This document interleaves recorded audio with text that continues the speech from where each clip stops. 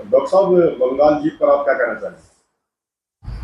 बंगाल जीत ये सही मायने में बहुत बड़ी जीत है भारतीय जनता पार्टी के लिए और राष्ट्र के लिए, क्योंकि आज़ादी के बाद करीब 24 से 25 साल कांग्रेस ने शासन किया और 34 साल कम्युनिस्ट ने शासन किया और पिछले 15 वर्षों से तृणमूल कांग्रेस ममता बनर्जी के नेतृत्व में शासन किया।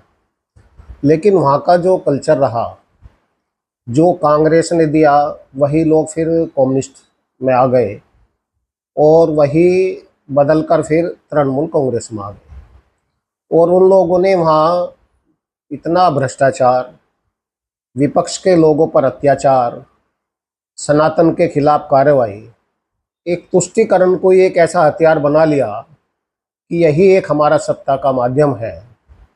आप देखिए, जब देश हमारा आज़ाद हुआ 1947 में भारत की जीडीपी का 30% योगदान पश्चिम बंगाल का था, जो आज घटकर वहाँ 3% रह गया। सारे उद्योग वहाँ से चले गए, उनके उद्योगों के खिलाफ काम किया, बेरोजगारी फैली। तो लोगों में जो आक्रोश था और उस आक्रोश के लिए पिछले 20 वर्षों से भाजपा बहुत संघर्षशील और लगातार उस पे लोगों के बीच उसने काम किया। और आप देखिए कि आज से पहले हमारे हजारों कार्यकर्ताओं का वहाँ बलिदान भी हुआ कम्युनिस्ट शासन में और ममता के शासन में। लेकिन भारतीय जनता पार्टी अपनी विचारधारा को लेके, जो हमारे राष्ट्र की विचारधारा है, जो हमारी संतों की विचारधारा है, उसको लेकर आगे बढ़ती रही। और इस जीत में सबसे बड़ा योगदान मैं, जो आस पड़ोस के राज्य हैं या भारतीय जनता पार्टी के शासित राज्य हैं, चाहे बराबर में त्रिपुरा हो, उड़ीसा हो, बिहार हो, गुजरात हो, यूपी हो, यहाँ की जो कानून व्यवस्था और विकास उन लोगों ने देखा। आज पूरा देश देख रहा है, पूरी दुनिया देख रही है। उस विकास को देखकर उनके मन के अंदर भी एक भाव जगा कि ये विकास वेस्ट बंगाल में भी होना चाहिए, वो कानून व्यवस्था वेस्ट बंगाल में भी आनी चाहिए। अब बताइए, वहाँ एक महिला होकर, डॉक्टर साहब, जिस तरह से बंगाल में प्रचंड जीत हुई है, तो जैसे ममता बनर्जी का जो कार्यकाल रहे हैं अब तक के, वो वहाँ की जनता के पक्ष में नहीं रहे, इसके बारे में क्या कहना? देखो, मैं तो समझता हूँ कि चाहे वो कम्युनिस्ट का काल था, चाहे वो ममता दीदी का काल था, ये बंगाल के लिए काला अध्याय था, क्योंकि वहाँ आम जनता के बारे में कोई काम ही नहीं किया गया। वहाँ केवल और केवल गणित के आधार पर शासन करने का इन लोगों ने काम किया। इतना मुस्लिम और इतना जाति तोड़ लो, ये कर लो, और लोगों को वोट डालने नहीं देते। जो सनातन धर्म को भी खत्म करने का काम किया उन लोगों ने। बिल्कुल, एब्सोल्युटली। वो तो तुष्टीकरण और सांप्रदायिकता के में ही काम करने का। आप देखिए, ममता बनर्जी का जो बजट था, लास्ट बजट, उसमें उद्योगों के विकास के लिए, उद्योगों के लिए 1100 करोड़ रुपए दिए और 5700 कुछ करोड़ रुपए केवल मदरसों के लिए और उनकी मौलानाओं की सैलरी में दिया। आप इससे भाव समझिए कि जिससे हजारों करोड़ों लोगों को, लाखों लोगों को रोजगार मिलना है, उसके लिए 1100 करोड़ रुपए। और जो एक तुष्टीकरण करना है विशेष उनका, उन लोगों को 5700 करोड़ रुपए का बजट। तो ये अपना आप में परिलक्षित होता है, हमने देखा है वहाँ। अब जैसे डॉक्टर साहब, भारतीय जनता पार्टी की जो सरकार है बंगाल में बन गई है, तो अब आप किस तरह से देखते हैं? देखिए, आने वाला जो भविष्य है बंगाल का, वो किस तरह का? आने वाला भविष्य जिस प्रकार 1995 से पहले गुजरात की क्या दुर्दशा थी, बिजली नहीं थी, कानून व्यवस्था नहीं थी, पानी की व्यवस्था नहीं थी। उत्तर प्रदेश में 10 साल पहले क्या व्यवस्था थी, आप सभी ने देखा। आज सबसे ज़्यादा एक्सप्रेसवे, कानून व्यवस्था, जो विकास की भूख है भारतीय जनता पार्टी के अंदर विकसित भारत बनाने के लिए 2047 तक, जिससे कि आज तक वेस्ट बंगाल अछूता रहा, उसी विकास को, उस भूख को बंगाल के अंदर भी जगाने का काम भारतीय जनता पार्टी करेगी। वहाँ नए नए उद्योग लगाए जाएंगे, वहाँ इन्वेस्टरों को लाया जाएगा, और जब कानून व्यवस्था अच्छी होगी तो बाहर का इन्वेस्टर भी आएगा और पश्चिम बंगाल भी उत्तर प्रदेश और गुजरात की तरह विकास में अग्रणी होगा। आप देखिए, वहाँ की मुख्यमंत्री एक महिला होने के बावजूद भी ये कहती है कि 8 बजे के बाद यहाँ हमारी लड़कियां महिलाएं ना निकले, इससे शर्म की बात क्या होगी। हम उत्तर प्रदेश में रह रहे हैं, उत्तर प्रदेश में बिल्कुल स्पष्ट चैलेंज है बदमाशों के लिए कि रात के 12 बजे 2 बजे भी लड़की अकेली भी जाए तो किसी माई के लाल में हिम्मत नहीं कि हमारी बहन बेटी को हाथ लगा दे।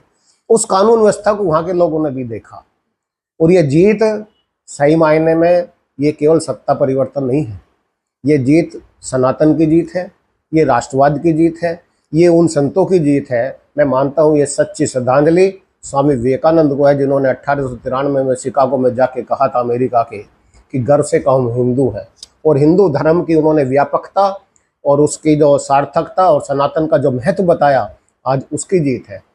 आज महर्षि अरविंद घोष, जिन्होंने आज़ादी के लिए इतना संघर्ष किया, ऐसे गीत लिखे, आनंद मठ की स्थापना करी, जिसके माध्यम से क्रांति उपजी देश में, आज उन लोगों के सही मायने में सच्ची जीत है।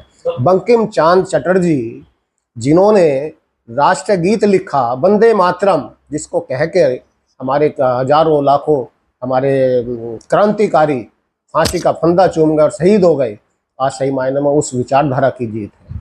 आज जीत है जो हमारे संघ के सर्वप्रथम जनसंघ के संस्थापक, जो बंगाल के ही रहने वाले थे, डॉक्टर श्यामा प्रसाद मुखर्जी, आज जो एक देश एक विधान एक संविधान एक निशान, नहीं चलेंगे 2 निशान 2 प्रधान 2 संविधान, आज उसकी जीत है। आज बाबा साहब अम्बेडकर के जो संविधान की जीत है, तो ये जीत बहुत बड़े मायने में रखती है।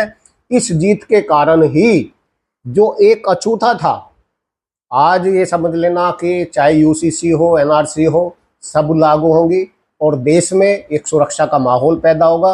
वेस्ट बंगाल एक ऐसा क्षेत्र था जिसमें घुसपैठ के कारण वही घुसपैठिए पूरे देश में जाते थे और वहाँ क्राइम फैलाने का काम करते थे, ड्रग तस्करी फैलाते थे, हमारे लोगों का रोजगार छीनते थे। तो ये सारे काम आज रुकेंगे और देश विकास की गति के लिए और आगे बढ़ेगा। साहब, जैसे टीएमसी की तरफ से लगातार निशाने साधे जा रहे हैं और टीएमसी बार बार ये कह रही है कि चुनाव में धांधली हुई है, और वीडियो भी वायरल हुआ है जिसमें बोर्ड को लेते हुए सीसीटीवी में साफ साफ नजर आ रहा है।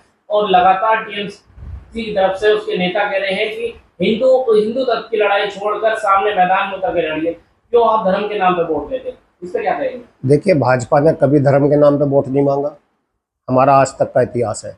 लेकिन जब ममता दीदी के अगर रमजान पड़ता है और उधर रामनवमी पड़ती है, तो कहती है कि ये मुसलमान तो बहुत शांति प्रिय हैं, आप रामनवमी मत बनाइए, रमजान की यात्रा निकलने दीजिए, रमजान का जुलूस निकलने दीजिए।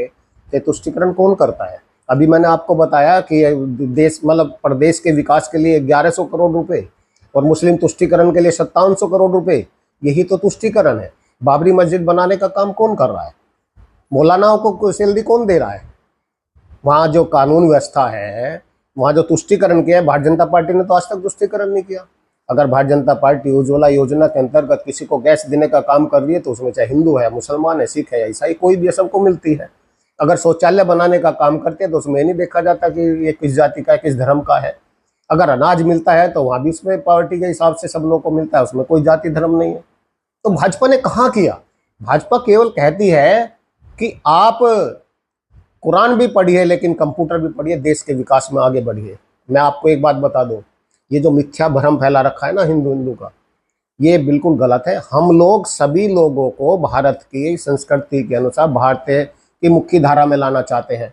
आप देखिए, कश्मीर से धारा 370 हटी, आज वहाँ के लोग कितने शिक्षित बन रहे हैं, बच्चे वो IAS बन रहे हैं, डॉक्टर बन रहे हैं, इंजीनियर बन रहे हैं, व्यापार कर रहे हैं, और आज वो सब खुश हैं। तो हम भी तो चाहते हैं।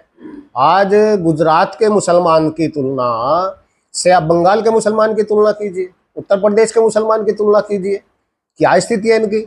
गुजरात का मुसलमान कितना खुश है, पिछले 30 साल से 32 साल से वहाँ भारतीय जनता पार्टी का शासन है, सब उद्योगपति हो गए, सारे अपने काम में व्यस्त हैं। लेकिन ये लोग इसको केवल दबा के मुसलमान का तुष्टीकरण करके हिंदुओं को दबाना चाहते हैं, और उनको राम के नाम से भी चिढ़ है। जब राम के नाम से चिढ़ है तो सारा हिंदू अपना भी इकट्ठा होगा। बंगाल की जीत पे आप देशवासियों को क्या शुभकामनाएं देना चाहते हैं? मैं सभी देशवासियों को, सभी राष्ट्रवादियों को, और जहाँ जहाँ चुनाव है बंगाल के बुद्धिजीवी मतदाताओं को, बदलों को, सभी को बहुत बहुत हार्दिक शुभकामनाएं और बधाई देता हूँ।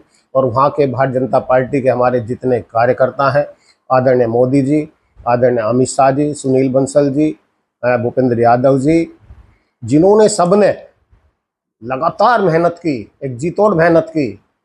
आज मैं उन सबको और वहाँ की जनता को और पूरे देश के लोगों को बहुत बहुत हार्दिक बधाई और शुभकामनाएं देना चाहता हूँ।